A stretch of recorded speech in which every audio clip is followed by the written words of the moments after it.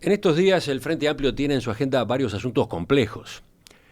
Los gastos realizados por Raúl Sendic cuando integraba el directorio de ANCAP usando una tarjeta de crédito corporativa de la empresa, las desavenencias sobre derogar o no el delito de abuso de funciones, los reclamos de aumento del gasto en la próxima rendición de cuentas, que todavía no se sabe cómo van a laudarse. ¿Cómo administrar las tensiones internas que provocan estas discusiones? ¿Qué viene dejando este periodo de casi 9 meses en la presidencia del Frente Amplio? De estos temas vamos a conversar en los próximos minutos con el doctor Javier Miranda. Doctor Miranda, buen día, gracias por acompañarnos. Buen día, Emiliano, un gusto. El viernes pasado, en la mesa política del Frente Amplio, terminó tratándose, apareció como tema, la nota de búsqueda del jueves sobre los gastos realizados por Sendic con tarjetas de crédito corporativas de ANCAP cuando integraba el directorio de esa empresa. A la salida, al comentar el tema, en declaraciones a la prensa, usted dijo que existe una campaña de desprestigio de las fuerzas progresistas en América Latina. ¿Por qué fue por ese camino? ¿Por qué afirmó esto en vez de limitarse a comentar la noticia sobre Sendic? Inmediatamente decir eso, agregué, bueno, esta es mi convicción, en todo caso, e intenté disminuirlo. Eso es simplemente intentar poner en contexto una situación. Pero el centro de la discusión, evidentemente, no es ese. El centro de la discusión es el tema de la corrupción y el tema público de la corrupción, o de las sospechas de corrupción, o de las insinuaciones de corrupción. Yo quiero despejar rápidamente ese tema, porque si no quedamos enfrascados en convicciones, opiniones más generales. Y me parece que el centro de la discusión debe estar en otro lado. Pero, ¿para usted existe efectivamente esa campaña? Sí, yo creo que sí, que efectivamente hay una estrategia que tiene que ver además con una lógica más general, que creo que se da no solo en América Latina, sino se da a nivel del mundo, que es esta suerte de política del escándalo y de que me preocupa mucho en el fondo, porque tiene que ver con un desprestigio de la política. Yo creo que efectivamente hay una corriente de opinión muy fuerte que le hace daño a la democracia, que tiene que ver con la generación de esta especie de sensacionalismo, ¿sí? de tirar temas sobre la mesa, arman un gran escándalo mediático, después pasan rápidamente o más lentamente pasan de las primeras planas y dejan esa sensación de toda la política es corrupta, todos los políticos son corruptos, no hay forma de gestionar la sociedad y no hay cuestiones públicas y en consecuencia hay que abandonar la discusión política como forma de organización de la sociedad. Y eso me preocupa y me preocupa mucho. Pero, ¿usted entiende, por ejemplo, que esta nota, la de búsqueda del jueves pasado, forma parte de una campaña en América Latina para desprestigiar a las fuerzas progresistas? No pienso eso de ninguna manera, lo dije, yo no pretendo atacar al mensajero, me parece que es un error, lo dije en la conferencia de prensa, lo he reiterado, lo que pasa es que lo que provoca sensación, lo que provoca y alimenta entonces otra vez este juego del espectáculo es afirmarse sobre la parte en que yo digo que tengo la convicción de que hay un movimiento de esto. Entonces quedamos discutiendo eso. Pero usted dijo eso a raíz de la situación que se había planteado con Sendic. Y tengo esa convicción, pero yo no estoy diciendo que los periodistas que hicieron esta nota, Raúl Santropietro y Guillermo Draper, sean parte de una conspiración y nada de eso. No voy a caer en esa inocencia, en ese maniqueísmo de manejo de la realidad, no creo. Yo creo que tiene que ver con una lógica de funcionamiento de la comunicación a nivel de la sociedad, es eso. Pero ¿y entonces por qué mencionó lo de la campaña? Creo porque que es un contexto. como usted mismo dice, el gran asunto de polémica a propósito de sus dichos del viernes fue esa frase. Claro, exactamente, y ese es el problema de cuando nos quedamos con los pedacitos y no entramos a discutir el fondo de las cuestiones, que el fondo de las cuestiones son otros, que tienen que ver, insisto, y eso es lo que realmente me preocupa, incluso más allá de la coyuntura de la utilización de una tarjeta corporativa para este o aquel fin, que tiene que ver con la construcción de las institucionalidades. Yo hice mucho hincapié en esa conferencia de prensa y por eso a veces uno se incomoda con la forma en que se titula, con la forma en que se presentan las notas, no en el caso de Perspectiva, no estoy diciendo eso, cuando se extraen pedazos, que es donde están los centros de discusiones. A mí lo que me preocupa es esta lógica de se tira una noticia tenemos alarma. La alarma es por otra cosa. Se tira una noticia que es legítimo, además, que se publique, y eso genera un gran revuelo en torno a la noticia, pero se monta una especie de show donde no se discute el fondo de la cuestión, qué es lo que está en el fondo de la cuestión. A mí lo que me preocupa de esto, insisto, es, hice mucho hincapié en la conferencia de prensa, la inversión del principio de inocencia. O sea, Búsqueda publica esto, tiene todo el derecho del mundo a publicarlo, está bien que lo publique. Yo creo que es una función periodística adecuada, pero a partir de ahí... Hay una ley de acceso a la información pública, Búsqueda se amparó en esa norma en el intento de averiguar los gastos realizados por directores de ANCAP en general. Correcto, es examinó la información que recibió en respuesta y concluyó que los datos raros o llamativos eran los de Sendik, que fue el único que no atendió a los periodistas para explicar las razones de esas compras. Ahí está, ¿ve? Son datos raros, llamativos, Sendik no atiende. Entonces, eso lo convierte en culpable. Ese es el problema. A mí lo que me preocupa, y eso editorial del viernes pasado, Cotelo, el final de la editorial del viernes pasado, a mí me preocupa cuando la publicación de una noticia, de una investigación periodística, que es absolutamente legítima, ¿qué duda hay? Yo creo que es una de las funciones que debe cumplir los medios, sin duda, se convierte en un juicio de condena, cuando lo que hay que hacer es, no, despacio, acá hay hechos raros, por decirlo de alguna manera, entre comillas, bueno, tramitémoslo por los caminos institucionales correspondientes y no salgamos ya a la condena. Pero aquí mismo, en esta misma mesa, ¿sí? Minutos después de su editorial, aquí se condenó directamente a Sendik. Seguramente. Usted está hablando del jueves. La mesa del jueves, la mesa del jueves, tiene razón. El jueves la mesa del mismo. jueves. Sí. El jueves mismo, después de esta publicación. Aparece la publicación de Búsqueda e inmediatamente en la mesa hay directamente una condena. Yo creo que eso no es bueno, eso subvierte principios fundamentales que es el principio de inocencia. ¿Sí? Yo reconozco, sería una tontería no reconocerla, que uno ve este cuadro que aparece en la página 3 de Búsqueda de jueves 8 y dice, che, qué raro, ¿no? Listo. Ahora, de ahí a la condena hay un camino enorme. Y ahí es donde yo digo que hay un problema serio en la sociedad. Raúl Sendik tiene un problema de credibilidad en la sociedad, eso es un hecho, no estoy valorando, estoy describiendo, tiene un problema de credibilidad en la sociedad, ¿sí? Entonces, yo mismo lo hablé con él y le decía, una disculpa genérica, una explicación genérica seguramente no lo exonera, porque viene condenado de antemano. ¿Sí? Y ese es el problema en la sociedad basada en la desconfianza y en la noticia sensacional, en la noticia espectáculo. Esta es la civilización del espectáculo de Vargas Llosa. Eso es lo que me preocupa y creo que es lo que está en el fondo. Por supuesto que también está en el fondo el problema de la ética de la función pública, no tengo la menor duda, y eso también hay que discutirlo y a fondo. Para completar este tema, y volviendo a esa frase suya que era lo primero que yo incluía como inquietud, esa expresión suya, su preocupación porque existiría una campaña de desprestigio de las fuerzas progresistas en América Latina, es algo muy similar a lo que el propio Sendik sostuvo cuando habló ante el Plenario Nacional del Frente Amplio en marzo del año pasado, por las primeras notas de prensa, aquellas que denunciaban que en realidad no poseía el título de licenciado en genética que él había esgrimido.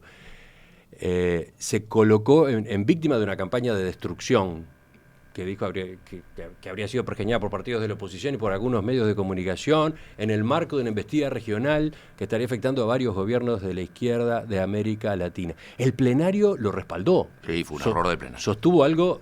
Fue un error del plenario, lo dijimos en la campaña. Cayó incluso muy mal en el periodismo nacional. Yo creo que fue un error. Esa declaración del plenario creo que fue un error. Y ocurrió que Sendik, luego de una larga explicación sobre sus años de exilio en Cuba, explicó en definitiva que tenía una especie de título no convencional de licenciado en genética y se comprometió a conseguir la documentación. Esa documentación nunca llegó. ¿Me entiende por qué recuerdo esto? Totalmente, lo entiendo perfectamente. Porque se colocó, digamos, aquella noticia y aquella denuncia como parte de una campaña, etcétera, pero la respuesta contundente que se prometió no vino. Yo estoy de acuerdo, yo creo que, entiendo perfectamente por qué esto sucede, que es un problema de la credibilidad de los agentes. Lo hablé con el propio Sendik, yo creo que se manejó mal todo el tema del título y que eso le restó credibilidad en la sociedad, pero justamente eso es lo que digo. Sobre esa base es que hoy aparece esta noticia, entonces Sendik es culpable por la sola publicación, el 8 de junio, en el semanario, Sendik es culpable. Y eso es lo que a mí me preocupa. Esta condena pública inmediata, sin los caminos institucionales. ¿Qué hay que hacer aquí? Se publica la noticia, se debe explicar cada uno de los gastos y seguir los caminos institucionales. Para eso hay un Poder Judicial y para eso, y fue lo primero que dije en la conferencia de prensa del viernes pasado, las organizaciones, en particular el Frente Amplio, tienen un tribunal de conducta política, que es su tribunal ético, digamos, como cualquier organización, y en consecuencia el representante del grupo político de Sendik en la mesa política, lo primero que hace en la mesa política es decir, Raúl Sendik está dispuesto a someterse al Tribunal de Conducta Política. Y es lo que debe ser, porque ese es el camino institucional. Bueno, o sea, tomamos nota de la noticia, pero no condeno. No condeno de antemano. Lo que no quiere decir que no haya que condenar en el momento que esto se pruebe. Sí, claro que hay que hacerlo.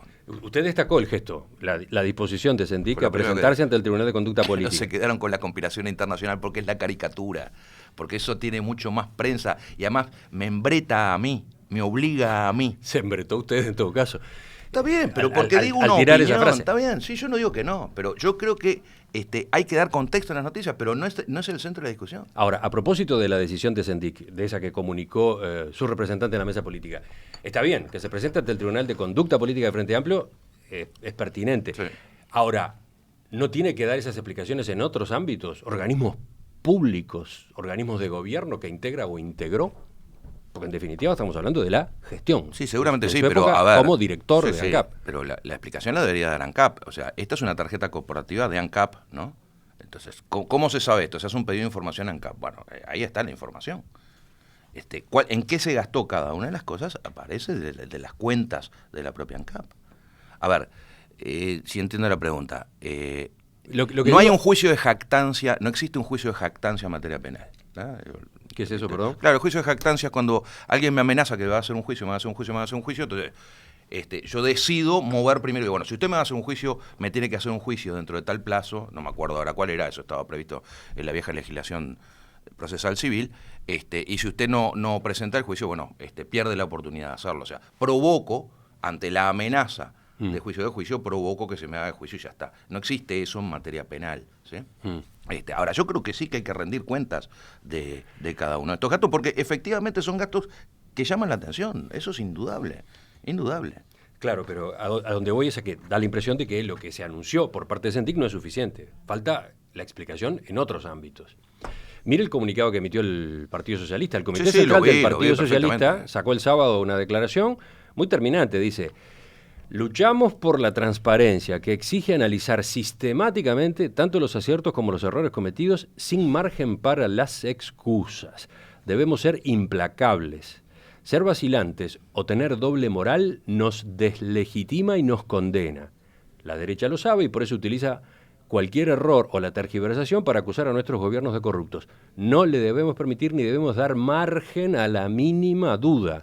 Nuestra conducta en la función pública debe apegarse estrictamente a los valores que defendemos, a los intereses de las mayorías sociales y al programa que comprometimos con la ciudadanía. Comparto totalmente la expresión del Partido Socialista en todos los terrenos. Es más, en algún pasaje, yo no me acuerdo si es la propia declaración del Partido Socialista, o lo dice la secretaria general Mónica Llaver, dice, debería justificarse uno por uno cada uno de los gastos. Y eso lo digo yo mismo en la conferencia de prensa. Yo creo que es así. Y no está faltando, no ha pasado ya demasiado tiempo sin que aparezca esa explicación clara, pública, bien, contundente. ¿Pero qué quiere que le diga? Yo creo que hay que dar esa explicación clara, pública, contundente. No, pero se lo pregunto cargándole responsabilidad a usted de algún modo como presidente del Frente Amplio. Es un tema que a su fuerza política, la que pero usted por encabeza, supuesto, la compromete, la complica la vida, no tengo la menor duda. ¿No está hablado esto con Sendik, claro, de que hay un tema de comunicación que tiene que arreglar? Sí, señor, está hablado, claro que sí. Ahora, se da cuenta que yo tampoco puedo venir a contar todas las cosas que hablo.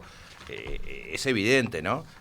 Que a uno le preocupa, que a uno le pone en una situación incómoda, por decir lo menos, y por supuesto uno habla muchas cosas. Ahora, yo no voy a decir todas las cosas que hablo y todas las recomendaciones que hablo, porque por otro lado, insisto, quiero proteger a la persona y quiero proteger los procedimientos, ¿sí? No todo se hace público.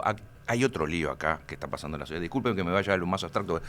Se está confundiendo transparencia con striptease y se está confundiendo transparencia con cuestiones, con hacer público. No todo hay que mostrarlo, no todo debe mostrarse, sino sería imposible participar. Y el hecho de que ciertas cosas no aparezcan públicamente no quiere decir que haya algún tipo de maniobra oculta para algo, ¿sí? El principio de publicidad no quiere decir transparencia absoluta, ¿sí? Entonces, yo no puedo, evidentemente, y creo que todo el mundo lo puede comprender, que todas las cosas que yo hablo con Sendik o con otras personas en relación a este asunto, no lo puedo hacer público. Pero no puedo hacer público porque corresponden a las actuaciones que uno toma intentando solucionar. Yo lo que digo es, sí, estoy preocupado como presidente del Frente Amplio por esta publicación, soy consciente que esta publicación genera un hecho político relevante para el Frente Amplio, ¿sí?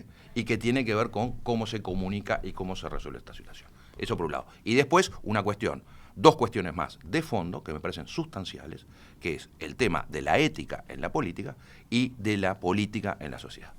Esos son los tres niveles, digamos, que a mí me preocupan en esta cuestión. Estamos tratando solo el primero, lo cual me parece bien, pero donde uno no puede avanzar mucho más que esto. Seguimos en diálogo con el doctor Javier Miranda, presidente del Frente Amplio. Estamos repasando algunos temas, ¿cómo llamarlos? Papas calientes que tiene este hermano. Sí, claro. Esta situación que se planteó y que coloca a Raúl Sendik otra vez como protagonista se da en una semana en la que ocurrió otra cosa. En el Senado, el Frente Amplio puso a votación la derogación del delito de abuso de funciones, artículo 162 del Código Penal, y tuvo éxito. El proyecto salió adelante, eso sí, solo con los votos del oficialismo y en medio de una gran polémica. ¿Por qué se dio ese paso en este momento?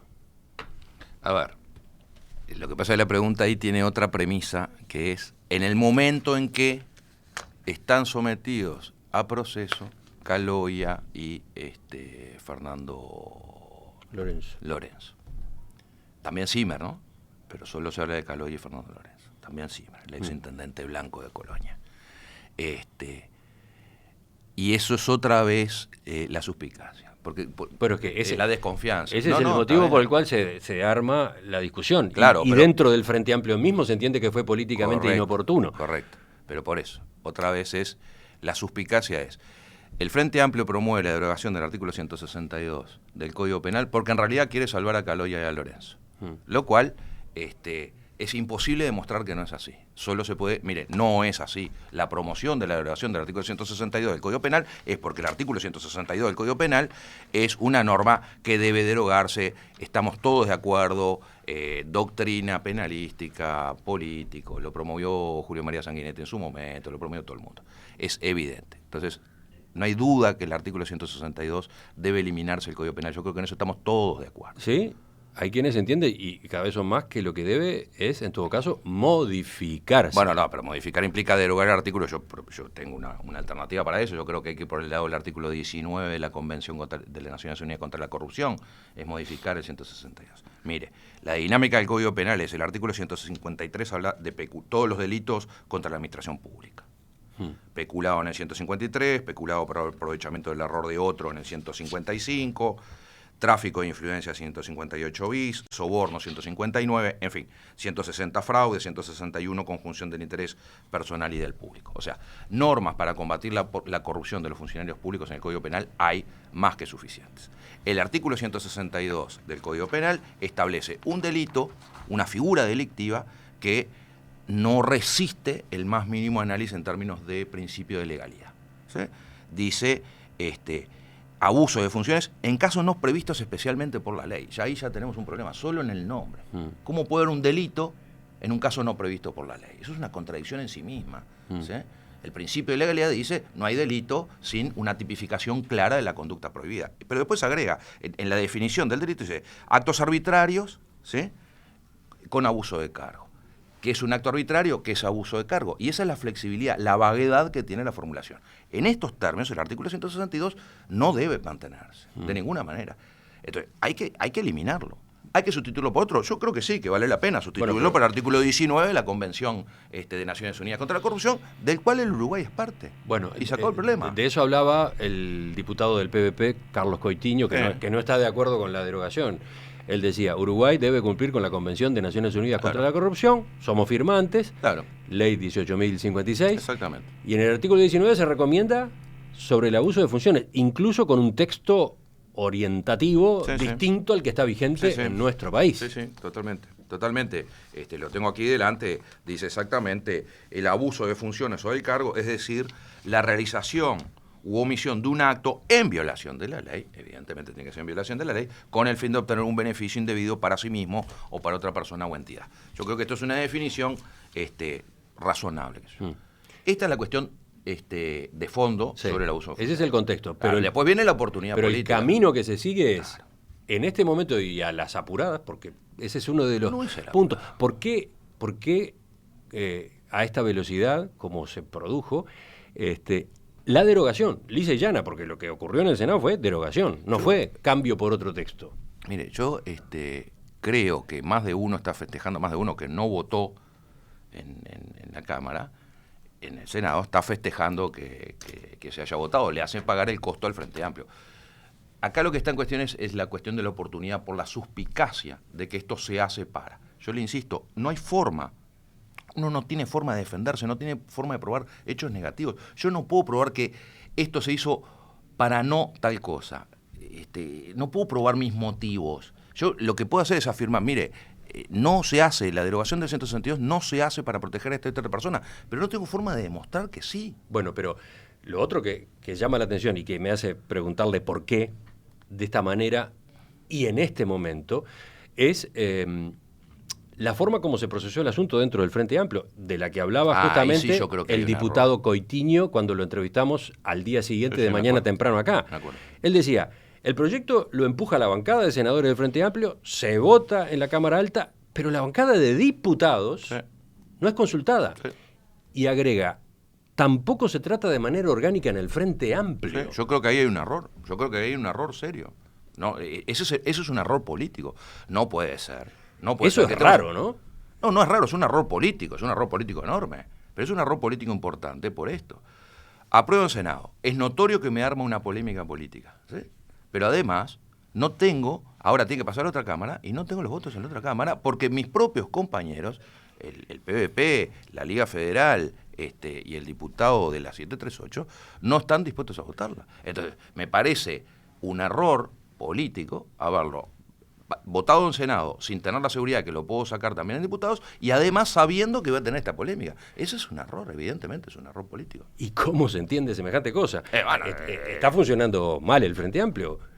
Yo creo que en este caso se funcionó mal. No tengo duda que en este caso se funcionó mal. Creo que es un error político. Y se metió el Frente Amplio en un lío gratuitamente. Sí, estoy de acuerdo. Y ese es el error político. La prueba es que estamos discutiendo. La prueba del error político está acá, en lo que estamos discutiendo este minuto. Aliento la suspicacia. Es un error. Pero fíjese que llegan a aparecer argumentos como el del diputado Óscar de los Santos, sí, hoy diputado, pero antes intendente de Maldonado, que dice, cuando el proyecto ese venga a la Cámara, yo no voy a poder votarlo, porque esta derogación estaría beneficiándome a mí mismo. Dice, yo tengo causas abiertas por denuncias que desde la oposición me han planteado en mi departamento. Sí. Entonces... Si lo coloca, el diputado de los Santos lo coloca en una situación, por eso dije, el diputado de la 738, que es Óscar de los Santos, también está en una situación incómoda. ¿Cómo hago yo para votar? Justamente ¿Cómo este tipo de razones no se consideraron en el Senado? Pero es que ese es el error político. Yo estoy de acuerdo con usted, yo creo que eso es un error político. Y ahora francamente entonces, creo que es un error político. Y ahora nada. ¿Analizaron el tema el viernes en la mesa política? No, el viernes estuvimos únicamente dedicados al artículo de la página 3 de búsqueda. Pero ese fue el único tema. No, perdón, estaba previsto en el orden del día, lo que pasa que fue más largo, ¿no? A ver, la mesa política dura 2-3 horas, la conversación sobre el tema de la publicación de búsqueda llevó casi todo, pero si usted ve el orden del día del viernes pasado, estaba inmediatamente después previsto la consideración del artículo 162 y el proceso de derogación. Sin duda es un tema político, no hay duda. Para cerrar este bloque, si ya era polémico el manejo del tema, el manejo de derogar o no el artículo 162 del Código Penal, con lo que vino después, parecería que la intención de derogar lisa y llanamente queda por el camino, ¿no? Con lo que vino después, con el ruido político. Bueno, no, a ver, vamos a dar la discusión política. Yo pienso que es un error. Ahora, yo no decido, quien decide es el Frente en su conjunto. Los datos me indican que evidentemente no va a haber una derogación lisa y llana del 162 porque no están los votos en la Cámara de Diputados. Pero vamos a procesar la discusión. Pero yo insisto, yo lo que creo que acá hay un error político, no por la derogación del artículo 162, sino por no asegurar los mecanismos, ¿sí?, y asumir un costo político que evidentemente se iba a asumir, que además yo creo que la oposición juega con eso, le hace pagar el costo político al Frente Amplio, lo deja solo, ¿sí? Y ahí creo que es el error, pero es que yo creo que es objetivo que hay un error político, ¿sí? Bueno, ahora, cuando uno comete un error, lo que tiene que hacer es frena, poner marcha atrás y reinicia el proceso. Lo que digo es que con lo que vino después parece que ya murió esta intención, porque podría llegar a acusarse, y ya ha habido presentación ante la justicia, a Raúl Sendic por el manejo de la tarjeta de crédito corporativa de ANCAP de abuso de funciones, casualmente, ¿no? Sí, yo, a ver, otra vez, porque eso parte de la condena y además parte de la asociación de dos temas que en principio no están vinculados. Entiendo que se meta todo en la misma bolsa, pero no es así. Corrieron por camino distinto. La derogación del artículo 162 no tiene nada que ver con la publicación de búsqueda, ¿no? No, pero también se dijo que lo que se buscaba era proteger a funcionarios o exfuncionarios que pueden ser denunciados o acusados en las investigaciones que están en curso, ¿no? Pero la derogación del artículo 162 es anterior a la publicación de búsqueda. No, es atable. Pero hay cantidad de investigaciones en curso sobre los negocios con Venezuela, sobre el FONDE, sobre ANCAP. Sí, por supuesto. Pero pero insisto, yo creo que los mecanismos de sanción de la corrupción de los funcionarios públicos no necesita el artículo 162. Y yo creo que hay que combatir la corrupción y efectivamente aquellos que hayan cometido conductas ilícitas que se pruebe en los mecanismos institucionales establecidos en el sistema, deben ser condenados y me da igual de qué partido político sean, de qué sector sean. Yo creo que el tema de la ética en la política es un tema absolutamente central, que tenemos las herramientas para hacerlo, que va mucho más allá del artículo 162, que tenemos más normas para ello y que si fuera necesario podemos incorporar el artículo 19 en la Convención de Naciones Unidas. Ya está, creo que no da para mucho más, pero estas son las cosas que hay que discutir. Volvemos con otro tema en el final. Doctor Miranda, todavía no lleva 9 meses como presidente del Frente Amplio. Asumió el 17 de septiembre de 2016. ¿Está conforme con los resultados? No. Estoy muy conforme con lo que venimos haciendo, pero no con los resultados, evidentemente, bueno sería. Siempre hay más cosas para hacer, muchas más cosas para hacer. Estamos intentando ¿En qué está ordenar. Trabajando? ¿En qué está trabajando? Usted habla de ordenar. Frentes, ¿no? Recién nos deteníamos en un par de asuntos que ponen de manifiesto el desorden, ¿no? Bueno, o en todo caso la falta de coordinación. Una de las cuestiones que estoy trabajando fuertemente es en intentar ayudar, ¿no?, a la coordinación entre las bancadas legislativas, la fuerza política con el gobierno, toda esta tarea de articulación y de diálogo que creo que es una de las cosas centrales en el Frente Amplio, incluso de articulación en la interna, ¿no? Frente Amplio es una coalición de muchísimos sectores, muchos sectores, coaligados que mantienen su identidad, pero que además tienen un accionar común y un programa común. Y sin duda coordinar eso exige esfuerzo. Lo vamos haciendo, nada se hace en un minuto y nada se hace solo, ¿no? Pero bueno, se viene avanzando. Ahora, en otro montón de cosas, pasó una lista, estoy intentando ver si mejoramos los canales de comunicación, eso es una cuestión que me parece central. Los canales de comunicación, ¿a qué se refiere con canales de comunicación? Los canales de comunicación no solo con la población, o sea, hacer conocer el pensamiento del Frente Amplio en forma más eficiente, sino incorporar herramientas de comunicación y de acercamiento de la gente a la política que hoy no se utilizan. Cada tanto aparece la discusión sobre si el Frente Amplio debe tener o no un medio de comunicación propio, ¿no? Yo creo que un diario. En una época se hablaba de un diario. Yo creo que no debería tenerlo, y lo dije en la campaña hacia las internas del Frente.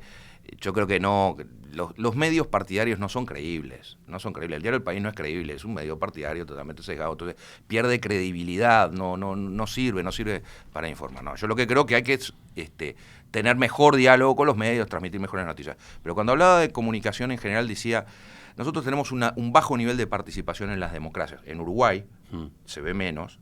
Mire lo que acaba de pasar en Francia, 49% vota en la legislativa. Estos son los problemas de fondo del sistema democrático. Estas son las cosas que me preocupan en serio, que nosotros deberíamos discutir más en sociedad y discutir menos el espectáculo, ¿sí? Cómo estamos llevando la participación de la ciudadanía en la cuestión pública, porque de eso se trata la política. Entonces, el Frente Amplio tiene que contribuir mucho más a generar los espacios de participación de la gente, participación ordenada, responsable, en la cuestión pública, en la cosa pública. la cuestión política. El Frente Amplio tenía herramientas para Tuvo eso. una herramienta Los comités formidable. de base, claro, las coordinadoras. Exactamente. Esa fue una herramienta formidable que yo creo que sigue siendo absolutamente necesaria y sigue siendo absolutamente Pero oportuna. está devaluada, ¿no? Pero en todo caso no puede ser la única. ¿Sí? Las formas de participación tienen que multiplicarse. Yo creo que los foros de discusión, por ejemplo, es un tema central en momentos en que nos movemos, otra vez el editorial del viernes pasado, en que nos movemos con otra celeridad, con canales mucho más cercanos y mucho más rápidos de comunicación. Nosotros sacamos hace poco el Faro, que es un foro de debate. ¿Qué es Faro? Es un juego de palabras, es un foro de debates de Frente Amplistas, obviamente. Quiero que participen los Frente Amplistas, que le pusimos Faro, simplemente jugando con la sigla del Frente Amplio. Es un foro de debate de Frente Amplista, donde uno ingresa, hay ciertos temas para discutir, puede proponer temas y arma un gran foro de debate. Eso es un circula primer en paso. Internet. Eso circula en Internet para adherentes al Frente Amplio, para simpatizantes del Frente Amplio. Obviamente, yo quiero discutir entre Frente Amplistas la construcción de la política.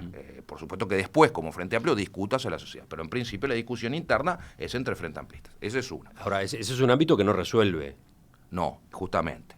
Los foros por sí mismos, estas son las lógicas de comunicación hoy, y esto es lo que hay que estar mirando en cómo se construye la ciudadanía hoy. Los foros, si no derivan en procesos de síntesis, tampoco tiene sentido, porque podemos tener una discusión eterna, pero si no saco conclusiones, intento sintetizar los debates, no tiene sentido. Entonces va a haber que dar otro paso posterior, que es el paso de síntesis. Esa síntesis y esos debates alimentan sí las decisiones políticas. O sea, yo facilito. Ustedes pasaron por un episodio divertido, entre comillas, hace pocas semanas, cuando desde las redes sociales les generaron un hecho político. Obligaron al Frente Amplio en unas horas nada más a cambiar la lista de oradores del acto aniversario porque no tenía paridad de género. Y está muy bien. Y yo creo que está muy bien. Pero eso no está previsto en la orgánica del Frente Amplio. ¿Cómo no? Está previsto en la orgánica del Frente Amplio. ¿Que resuelva Twitter? No, que resuelva la opinión pública, que la opinión pública presione a la dirigencia para que la dirigencia adapte sus decisiones a lo que la opinión pública piensa. Yo di esa batalla. Fue muy rápido, fue impactante por eso. Pero ¿no? mire, yo me acuerdo y me encanta esta discusión porque yo justamente creo que este es un ejemplo de cómo tenemos que estar atentos. ¿Va a ser así de permeable la estructura orgánica del Frente Amplio a lo que pase en las redes? Tiene que ser permeable lo que piensa la opinión pública. ¿Cómo no va a ser permeable lo que piensa la opinión pública? ¿Cómo no va a ser permeable lo que piensan los Frente Amplistas? Y por eso hay que abrir los espacios de expresión para escucharlos. Pero claro, un viernes en la mesa política, antes del 26 de marzo, yo como presidente del Frente Amplio, voy con una propuesta de los oradores para el 26 de marzo. Es un tema menor, ¿no? Concedamos que quienes hablan no es el tema central. Habría que discutir cuál era el contenido de la comunicación del 26 de marzo. Mucho más quienes hablan. Yo hago una propuesta que eran 3 personas y la mesa política no apoya mi propuesta y decide otra propuesta que creo que eran 6 personas, ¿sí?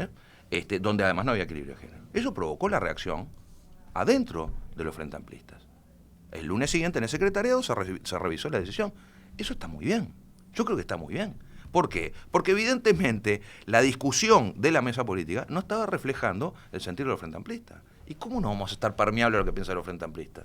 Me parece fenómeno.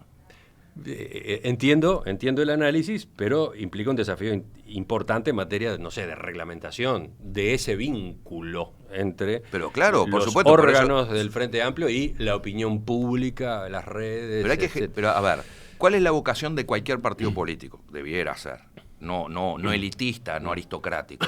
Es que la mayor cantidad de gente se vincula a la organización política y opine, y a partir de allí establezca cuál es la línea política de esa organización. Entonces, ¿qué tenemos que hacer? Aumentar los niveles de participación. El comité de base fue, y yo creo que lo es todavía, una formidable herramienta de organización. Ahora, no es la única. ¿Qué más tiene entre manos a propósito de la estructura orgánica del Frente Amplio? La estructura diría, a ver... Viejo debate, muy viejo debate. Si está anquilosada, si está anacrónica. Bueno, sí, y además están cambiando los tiempos, decía una canción hace muchos años. Están cambiando generacionalmente, además, ¿no? Nosotros estamos en un momento en el Frente Amplio, pero yo creo que en todo el país, de un cambio de generación y de cambio de percepción de la realidad, ¿sí? Y yo creo que hay que irse adaptando a estos cambios, ¿no? Hoy la estructura del Frente Amplio refleja efectivamente lo que debería ser la dinámica de un partido político. Bueno, es cuestionable, pero en todo caso no tengo mayor vocación de meterme a transformar el estatuto del Frente Amplio hoy. Me parece que ¿Esa no es una prioridad? No, porque me enfrascaría en una discusión muy dura, muy difícil hoy, y me parece que las urgencias pasan por otro lado. Creo que no hay que mirar por ahí. Creo que hay que ir generando instancias de mayor participación, de mayor diálogo, de mayor razonabilidad en la discusión política, que se vuelve a ser un problema general en la sociedad, ¿no? Me parece que estamos, en general en la sociedad estamos con una idea muy de tribuna deportiva de lo que es el debate público, y creo que va a ser muy, muy mal. Yo creo que hay que volver a este tono un poco más razonable de discusión, más argumentativo, intentando efectivamente cambiar argumentos y jugar menos al espectáculo, al show, o a la apelación emotiva bruta. Pero bueno, son procesos. Como usted decía, no llevo ni 9 meses, no seré yo el que haga la gran transformación del Frente, soy un factor más que tiene que ver con generaciones y con trayectorias que ayude a mejorar sin duda el Frente Amplio y la política en Uruguay, pero simplemente un factor más. En Perspectiva, periodismo profesional e independiente. Doctor Javier Miranda, presidente del Frente Amplio, le agradezco que nos haya acompañado esta mañana. Con mucho gusto. Nosotros seguimos, ya viene la mesa de este martes, que es la mesa TIC. Y el tema vale la pena, ¿eh? ¿Ustedes tienen claro lo de las industrias 4.0 que se vienen?